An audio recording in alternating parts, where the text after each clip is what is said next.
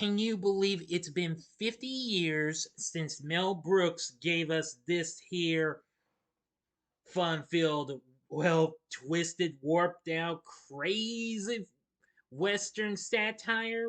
Well, you better believe it. So style yourself up and let's talk about Mel Brooks' Blazing Saddles, which is turning 50 this year. This is Big D's Entertainment Rankings and Reviews.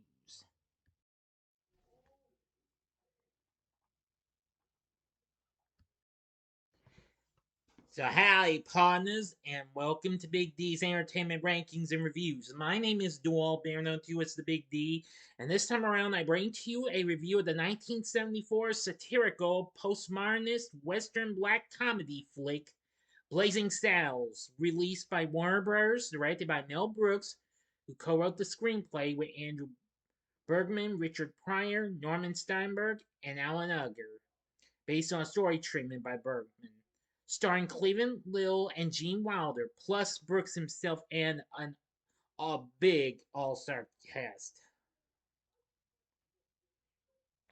The film was released February 7th, 1974. So since I've already got a movie booked for that day, I'm deciding to celebrate its 50th anniversary early, just a day before. Anyway, this film is full of deliberate anachronisms. I mean, anachronisms. From the Count Basie Orchestra playing April in Paris in the Wild West to the character Slim Pickens, character mentioning the wide world of sports. Anyway, this film was so big and widely. It got great reviews from critics and audiences, nominated for 3 Academy Awards, and ranked number 6 on the AFI's 100 Years, 100 Laughs list. Okay, let's get into the story. On the American frontier of 1874, a new railroad under construction will have to be rerouted through the town of Rock Ridge to avoid quicksand. Realizing this will make Rock Ridge worth millions, Territorial Attorney General Hedley Lamar plans to force Rock Ridge's residents out of the town and sends a gang of thugs, led by his flunky Taggart, to shoot the sheriff and trash the town. The townspeople demand that Governor William J. LePetomane appoint a new sheriff to protect them. Lamar persuades dim-witted LePetomane to appoint Bart, a black railroad worker about to be executed for assaulting Taggart. A black sheriff, Lamar reasons, will offend the townspeople, create chaos, and leave Rock Ridge at his mercy. After an initial hostile reception, Bart takes himself hostage to escape. He relies on his quick wits and the assistance of Jim, an alcoholic gunslinger known as the Waco Kid. To overcome the townspeople's hostility, Bart subdues Mongo, an immensely strong and dim-witted yet philosophical henchman sent to kill him, then outwits German seductress for hire Lily von Stupp at her own game, with Lily falling in love with him. Upon release, Mongo vaguely informs Bart of Lamar's connection to the railroad. So Bart and Jim visit the railroad worksite and discover from Bart's best friend Charlie that the railway is planned to go through Rock Ridge. Taggart and his men arrive to kill Bart, but Jim outshoots them and forces their retreat. Lamar, furious that his schemes have backfired, recruits an army of thugs, including common criminals, motorcycle gangsters, Ku Klux Klansmen, Nazis, and Methodists. East of Ridge Rock, Bart introduces the white townspeople to the black, Chinese, and Irish railroad workers who have all agreed to help them in exchange for acceptance by the community, and explains his plan to defeat Lamar's army. They labor all night to build a perfect copy of the town as a diversion. When Bart realizes it will not fool the villains, the townsfolk construct the copies of themselves. Bart, Jim, and Mungo buy time by constructing the William J. Lapalme Thruway, forcing the raiding party to send for change to pay the toll. Once through the toll booth, the raiders attack the fake town and its population of dummies, which have been booby trapped with dynamite.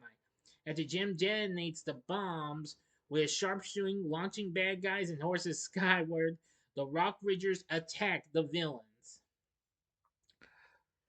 Whew. All right, now I'm going to the final act and the ending. As always, you know the procedure. You have 5 seconds to stop this video. Go to the description box below and fast forward to the time below. As I start counting down right now, if you've seen the movie already, please continue. Okay, you've been warned. The resulting brawl between townsfolk, railroad workers, and Lamar Stuggs literally breaks the fourth wall and bursts onto a neighboring movie set, where director Buddy Bazaar is filming a Busby Berkeley style top hat and tails musical number. The brawl then spreads into the studio commissary for a food fight and spills out of the Warner Bros. Film lot onto the streets of Burbank. Lamar, realizing he has been beaten, hails a taxi and orders the cabbie to drive me off this picture. He ducks into Man's Chinese Theater, which is showing the premiere of Blazing Saddles. As he settles into his seat, he sees on-screen Bart arriving on horseback outside the theater. Bart blocks Lamar's escape and shoots him in the groin. Bart and Jim then enter the theater to watch the end of the film, in which Bart announces to the townspeople that he is moving on because his work is done and because he's bored. Yep. Riding out of town, he finds Jim still eating his popcorn and invites him along to Nowhere Special. The two friends briefly ride into the desert before dismountling and boarding a limousine which drives off into the sunset. End of story. So, what did I think of Blazing Saddles? Well, since I've only seen it a few times in my view, I will say this film's absolutely hysterical and wild and crazy. And why have you? I am just gonna say it was really, really funny and what have you. Well, now I will say this film did get a bit of a lawsuit during production. Retired longtime film star Hay Lamar sued Warner Bros. For $100,000, charging that the film's running parody of her name infringed on her right to privacy. Well, Brooks said that he was flattered and chose to not fight it in court. The studio settled out of court for a small sum and an apology for almost using her name. Brooks said that Lamar never got the joke, and this lawsuit would be referenced by an in-film joke where Brooks' character, the governor, tells Lamar that this is 1874. You'll be able to sue her. Crazy, huh? Well, anyway, the film was almost unreleased when well, according to Brooks, he said when we screened it for executives, there were a few laughs. The head of distribution said, "Let's dump it and take a loss." But studio president John Calley insisted they open it in New York, Los Angeles, and Chicago as a test. It became the studio's top money maker that summer. And right Brooks was. It did very well. It took its premiere on February 7th, 1974 at the Pickwick Drive-In Theater in Burbank. 250 invited guests, including Little and Wilder, watched the film on horseback. Now, while the film was considered a classic, critical reaction was mixed upon initial release.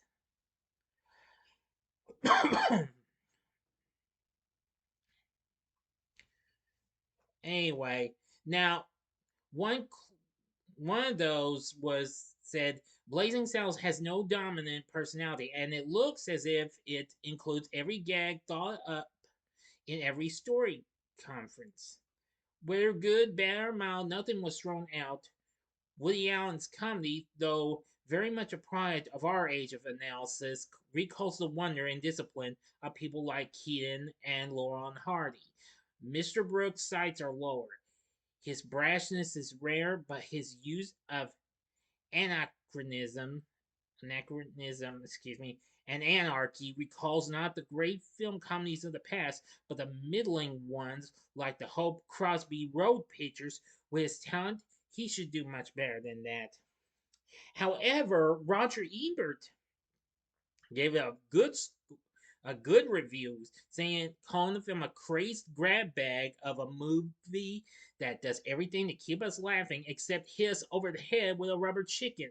Mostly it succeeds. It's an audience picture. It doesn't have a lot of classy polish, and its structure is a total miss.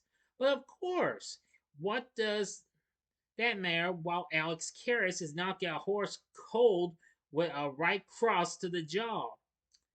His partner Gene Siskel, like I said, it's bound to rank with the funniest of the year. And then, whenever the laughs begin to run dry, Brooks and his quartet of gag writers splash about in a pool of obscenities that score belly laughs if your ears aren't sensitive and if you're hip to Western movie conventions being parodied.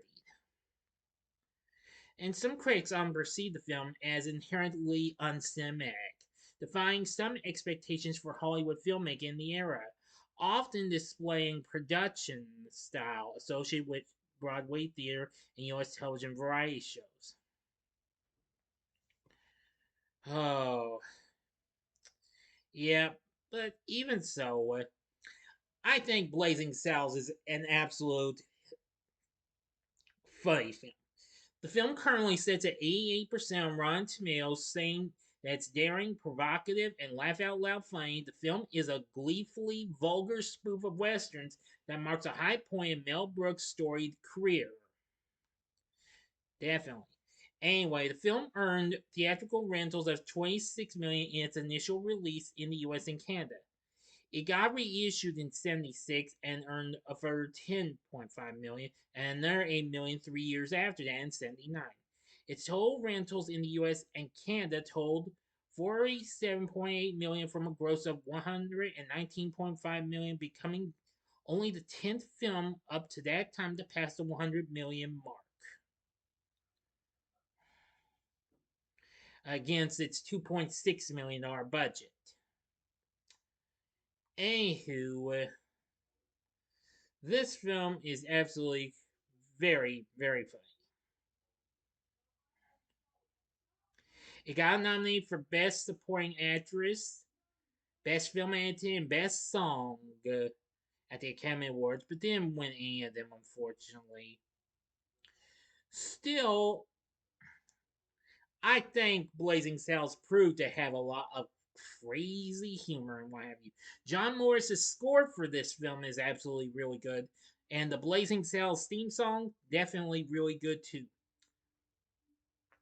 After this, there was to be a television pilot titled Black Bart produced for CBS based on Bergman's original story and featured Louis Gossett Jr. as Bart and Steve Landsberg as his drunkard sidekick, a former Confederate officer named Reb Jordan. Well, CBS did air this pilot one time in April of '75.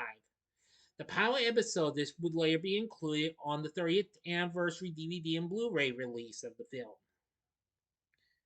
They've been talking about doing a possible stage production as well, but that's been in talks for the past for almost 6.5 years now.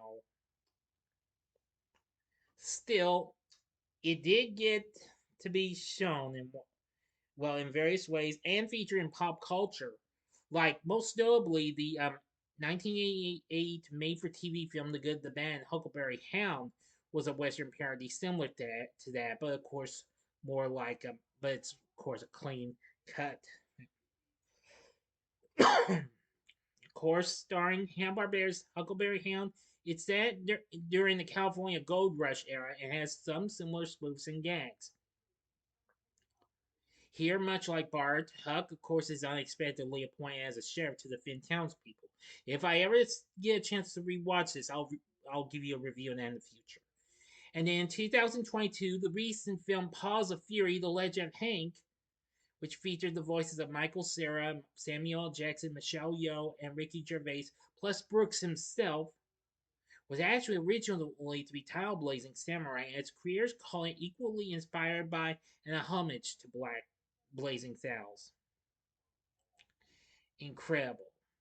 And of course, Brooks served as executive producer for the production and received screenplay credit. So anyway, yeah. Now I think the story was really something too. Now for our cast, we have Cleavon Little playing Sheriff Bart. He's absolutely very funny. Gene Wilder plays Jim the Waco Kid. Of course, later that same year, Wilder would reteam with Brooks for his next film, which would be Young Frankenstein. And there would be some others to work with him as well. Slim Pickens plays Taggart. He's pretty good. Next will be Harvey Korman, who was already well known for being on the Carol Burnett show at the time. He'd also appear in some of Brooks' films, including High Anxiety and History of the World Part 1. He plays Lamar. Pretty funny. Madeline Kahn, also someone who would later be no stranger to working with Brooks. She'd appear in just about all the films he would do. She plays Lily Von Stoop. I'm going to say she's pretty funny in this. And Mel Brooks plays three different characters: Governor Maine, the Indian chief, and aviator applicant. He also voiced a German dancer and grouchy moviegoer. That's crazy. We have Alex Karras, football star, and of course, this would be one of his early acting performances. He'd go on to appear in Porky's and also will star along with his real life wife Susan Clark on TV's Webster, which I should have put that on my schedule and I forgot to, but don't worry, I'll make up for that. And let's see, there's John Hillerman and there's lots of others. David Huddleston, and even Dom DeLuise, who also would work with Brooks. He would appear in Silent Movie and History of the World Part 1. Of course, he had recently already had been starring on the short-lived sitcom Lots of Luck, which was on NBC at the time. Anyway, and there's a host of others and what have you in this film. So the cast is actually pretty good too. So anyway, this film does have its crazy helping of jokes and what have you. Some of them might be might offend you because, well, I think you know what I'm trying to say. Okay, I don't really want to say anything that hurt anybody's feelings.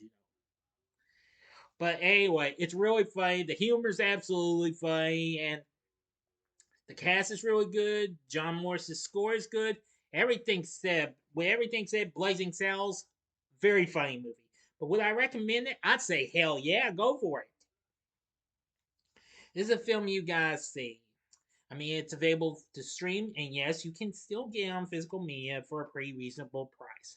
So, anyway, what did you think of Blazing Saddles? Let me know in the comments section below. If you liked the video, click the like button, subscribe, and be a part of the Big D Nation. Join me next time when I bring to you a review of the Lego Movie, which is the film I had already fixed up to be celebrating an anniversary on February 7th. So anyway, if you like this, check out my reviews of these other two Mel Brooks films I've already reviewed. In the upper left-hand corner is my review of Young Frankenstein, which was released a few months later after Blazing Saddles in 1974. Or go to the upper right-hand corner and see my review of History of the World Part 1 from 1981. Or if you'd like to see the more family-friendly type film of this, but in a samurai way, check out my spoiler-free review of Paws of Fury: The Legend of Hank from 2022. And the bottom right-hand corner is the button you can click to subscribe. If you like rankings and reviews on movies, TV, music, video games, etc., then I'm your guy. Thank you for watching. Until next time, I'm the Big D saying, see ya.